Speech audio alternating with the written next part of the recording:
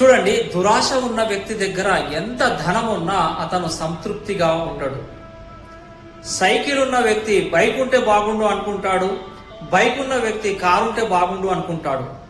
లక్షాధికారి కోటీశ్వరుని అయితే బాగుండు అనుకుంటాడు, కోటీశ్వరుడు ఇంకా వందల వేల కోట్లు సంపాదించాలి అని అనుకుంటాడు.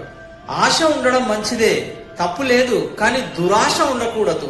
ధర్మాన్ని దైవాన్ని విస్మరించి ఇంకా కావాలని పరిగెత్తడం ఇది మంచిది కాదు. ఇలా పరిగెడుతూ ఒకరోజు సమాధిలోకి వెళ్ళిపోతాడు. అల్హాకుము తకాసుర్ హత్తా జుర్తుముల్ మఖాబిర్.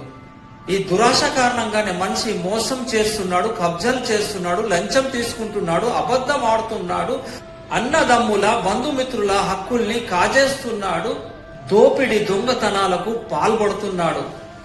ఈ పాపాలన్నిటికీ ప్రధాన కారణం దురాశ.